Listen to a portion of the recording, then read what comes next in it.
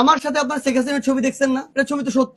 ওই ছবিটা দেখায় যদি কেউ এটাকে ফ্রেমিং করে এই লোকটা এখানকার দোষর ছিল, এটা আমি মনে করি অপ্রাসঙ্গিক। আমি 2019-এর ডাকসু নির্বাচনে নির্বাচিত হয়েছি। ডাকসু নির্বাচনে যে নির্বাচিত হয়েছিল যারা, তাদেরকে ডেকে নেওয়া হয়েছে, ডেকে নিয়ে তাদেরকে সংবর্ধনা দেওয়া হয়েছে। সেখানে আক্তার হোসেনও ছিল, সেখানে নুরুল হক নূরও ছিল। তো সেই ছবি দিয়ে যদি আপনি আমাকে জাজ করেন, সেটা তো হবে না। আপনি আমার অভ্যুত্থানের অবস্থান দেখেন, এক। 2 নাম্বার, আমার সাথে আপনারা আরো ছবি দেখবেন, সাদ্দাম হোসেনের ছবি দেখবেন। ওই ছবিটা দেখায় যদি কেউ এটাকে ফ্রেমিং করে এই লোকটা এখানকার দোষর ছিল, এটা আমি মনে করি অপ্রাসঙ্গিক। আপনি আমাকে জাস্ট কয়েকটা জিনিস দেখাবেন, আমার একদম ক্রাইটেরিয়া ভাই স্পষ্ট। এক, জুলাই অভ্যুত্থানে জুলাইয়ের বিরোধী অবস্থান ছিল কিনা, থাকলে সে আমার এখানে থাকার কোনো সুযোগ নাই। যদি কেউ ভুলক্রমে আসে, আমরা যথাযথ ব্যবস্থা যত দ্রুত সময়ের মধ্যে নিব। 2, যদি রানিং কোনো পোস্টেড কেউ থাকে, আমরা তাকে নিব না, একদম ক্লিয়ার। তৃতীয়ত, বিভিন্ন অপকর্মের সাথে জড়িত কারো যদি আমাদের কাছে এভিডেন্স আসে, প্রথম কথা ভাই যেটা বললেন, আমরা দেখার সময় ভালো দেখেই নেই, কিন্তু পদ পাওয়ার পরে অনেকে এই পদের ইয়াটা সামলাইতে পারে না, ক্ষমতার অপব্যবহার করে ফেলে আছে। তো তখন আমাদের কাছে যদি এরকম তথ্য প্রমাণ আমাদের নেতাকর্মীদের মাধ্যমে আসে, আপনাদের মাধ্যমে আসে,